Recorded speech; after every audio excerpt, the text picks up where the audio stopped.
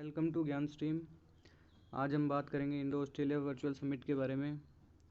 Indo India और Australia ने comprehensive strategic partnership की है वर्चुअल समिट के द्वारा, जिसके अंदर इंक्लूडेड है mutual logistic support agreement MLSA और 2 जॉइंट डिक्लेरेशन भी दी है, जिसके अंदर है shared vision for maritime cooperation in the Indo Pacific region. तो बेसिकली कॉम्प्रहेंसिव स्ट्रेटेजिक पार्टनरशिप का मतलब है कि अब इंडिया और ऑस्ट्रेलिया दोनों एक दूसरे के साथ संबंध और ज़्यादा बढ़ाने की कोशिश कर रहे हैं।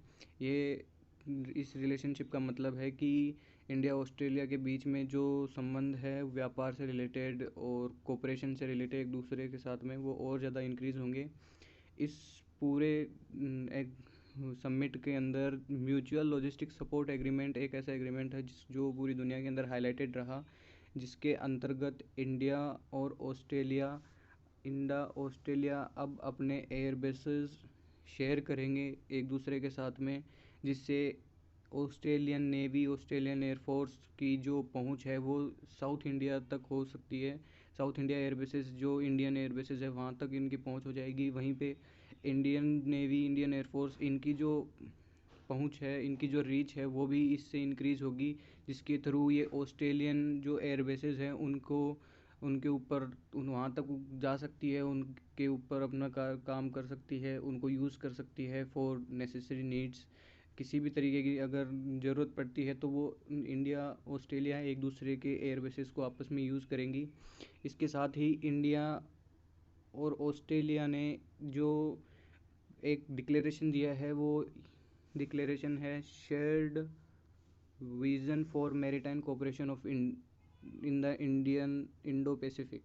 बेसिकली इस डिक्लेरेशन के अंदर कहा गया है कि इंडिया ऑस्ट्रेलिया जो है एक शेयर करते हैं free, open, inclusive and rules based Indo Pacific region. India and Australia जो है वो free, open, inclusive, rule based Indo Pacific region support करते हैं। बेसिकली ये इंडियन पैसिफिक ओशन के लिए बारे में बोला जा रहा है कि जिसके अंदर फ्री नेविगेशन हो फ्लाइट्स के लिए और पीसफुल एनवायरनमेंट रहे, जिससे कि सी का जो यूज़ है वो अच्छे से किया जा सके, और वो भी इंटरनेशनल लॉज के थ्रू, जो कि सबसे बड़ा इंटरनेशनल लॉ सीज के लिए माना जाता है, United Nations Convention on the law of the sea, जिसको UN क्लोज भी बोला जाता है।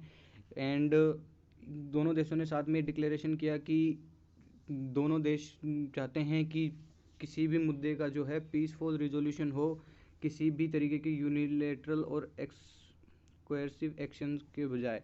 मतलब बेसिकली किसी भी एक ऐसी परिस्थिति का दोनों देश समर्थन नहीं करते हैं जिनके अंदर दो देशों के बीच में या इंटरनेशनल जो कम्युनिटी है उनके बीच में किसी भी तरीके के कोई मतभेद हो।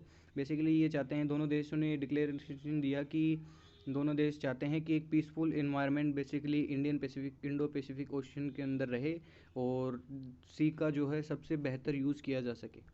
अब बात करते हैं कि दोनों देशों के बीच में जो कम्युनिकेशन को लेकर जो बात हुई है वो ये हुई है कि अब 2+2 फॉर्मेट को और थोड़ा आगे बढ़ते हुए अब दोनों देशों के जो मिनिस्टर्स हैं, एक मिनिस्ट्रियल लेवल पे अब मीटिंग्स होंगी जो कि साल में 2 बार होंगी। इससे क्या होगा, इससे दोनों देशों के बीच में स्ट्रेटेजिक इश्यूज़ के ऊपर हर 2 साल बाद में बात होगी। एटलीस्ट एवरी 2 ईयर्स में ये मिलेंगे। इससे पहले बाद में जो भी है वो बाद में डिसाइड ये दोनों आपस में कर सकते हैं। बट इसके अंदर ये है कि दोनों देश जो है वो फ्रीक्वेंसी इंक्रीज़ कर रहे हैं and took the 2+2 format of bilateral meetings at the level of foreign and defence ministers. मतलब इनके लेवल पर अब बात होगी, मिनिस्ट्रियल लेवल पर अब बातें होंगी दोनों देशों की।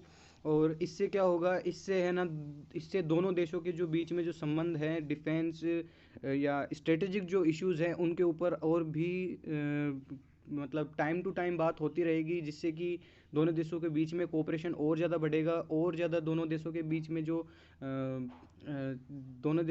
में जो इश्यूज़ हैं उनके बारे में, जो भी मतलब कॉमन इश्यूज़ हैं किसी भी तरीके के, अगर जो टेररिज्म से रिलेटेड है, किसी भी तरीके से रिलेटेड है, तो दोनों देश एक दूसरे को सपोर्ट कर सकते हैं। दोनों देशों के बीच में जो रिलेशंस है वो और भी ज़्यादा इंक्रीज़ हो सकते हैं।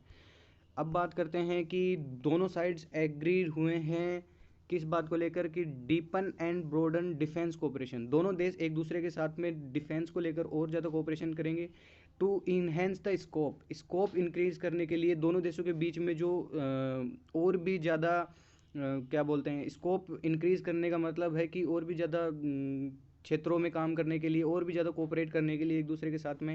And complexity of their military exercises, और मिलिट्री एक्सरसाइजेज इंडिया और ऑस्ट्रेलिया की पहले भी होती है, ये नेवी की भी मिलिट्री की भी, बट अब और भी ज़्यादा उनको इंक्रीज़ किया जाएगा ताकि ये ना और ज़्यादा इंगेजमेंट हो और एक्टिविटीज़ डेवलप की जाए, न्यू नए तरीके डेवलप किए जाएं जिनके थ्रू दोनों देश जो सेम तरीके के चैलेंजेस हैं टेररिज्म से रिलेटेड और भी कई तरीके के जो सेम से जो इश्यूज़ हैं उनसे रिलेटेड जो सिक्योरिटी चैलेंजेस हैं उनको मुकाबला करने के लिए दोनों देश साथ में कोऑपरेट करेंगे, साथ में डिफेंस एक्सरसाइजेज करेंगे, साथ में प्रैक्टिसेस करेंगे, जो भी है वार प्रैक्टिसेस, जिस भी तरह की प्रैक्टिसेस की जाती है। तो इसके थ्रू अब मालाबार जो इंडिया में साउथ इंडिया के अंदर जो जहाँ पे एक्सरसाइज की जाती है वहाँ पे ऑस्ट्रेलिया भी एक पार्टिसिपेट करेगा। बेसिकली देखा जाए तो ये जो डिफेंस से रिलेटेड और ये जो म्यूचुअल लॉजिस्टिक स्ट्रेटेजिक एग्रीमेंट है, ये जो MLSA है, इसके अंदर क्या है कि ये क्वाड ग्रुप का एक एग्रीमेंट है जो कि क्वाड ग्रुप के अंदर आते हैं Australia, USA, Japan and India.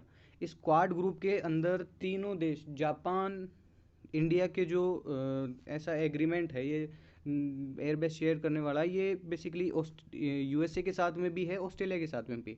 Japan के साथ में ये एग्रीमेंट नहीं हुआ है।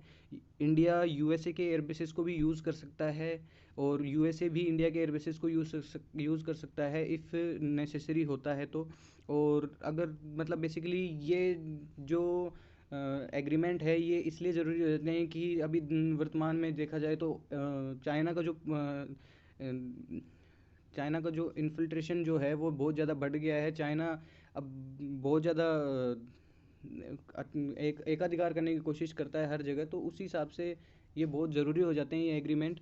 इससे दुनिया के अंदर एक अलग संदेश जाता है कि हाँ, दो देश जो हैं ये बहुत करीब आ रहे हैं, इनके बीच में परिस्थितियाँ बहुत बेहतर हैं।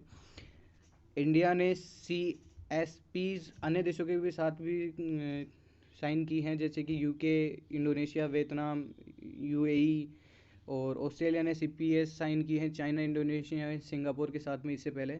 Basically CSP comprehensive strategic partnership के अंदर दोनों देश जो पार्टनरशिप करते हैं वो एक दूसरे के साथ में रिलेशंस और बेहतर करने के लिए कार्य करते हैं, और वर्तमान में भी रिलेशंस बहुत अच्छे होते हैं, इसीलिए इसी तरीके की पार्टनरशिप हो सकती है।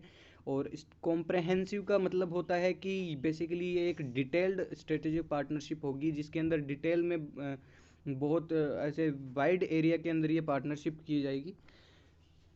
अगली बात करें तो जो MLSA है, US, France, south Korea and Singapore के साथ में भी MLSA है, एग्रीमेंट है।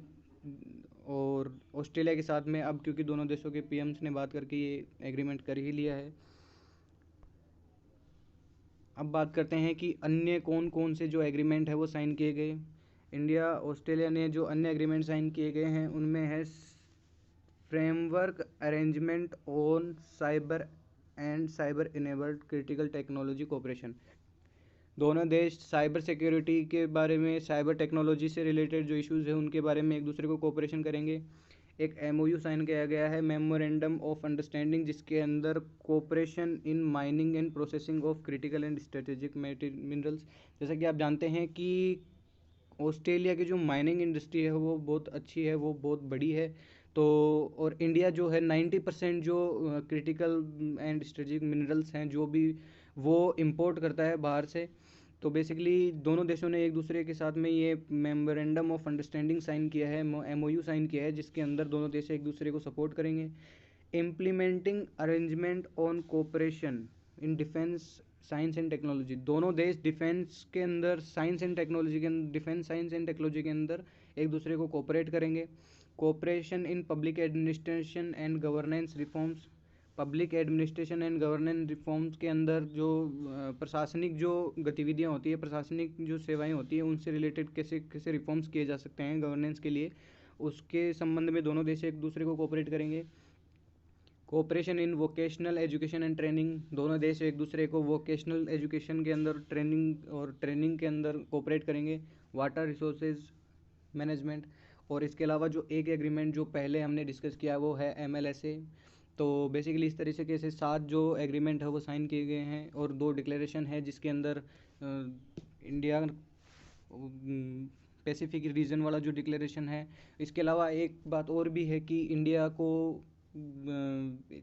ऑस्ट्रेलिया ने इंडिया का permanent member United nation security council में परमानेंट मेंबर बनने के लिए समर्थन किया है। ऑस्ट्रेलिया चाहता है कि इंडिया जो है यूनाइटेड नेशन सिक्योरिटी काउंसिल का एक परमानेंट मेंबर बने। बेसिकली ये बहुत बड़ी बात होती है किसी भी देश के लिए, अगर कोई दूसरा देश उसके लिए समर्थन करता है परमानेंट मेंबर बनने के लिए। And this is all about today. Thank you. If you like this video, please like, share and subscribe. Thank you very much.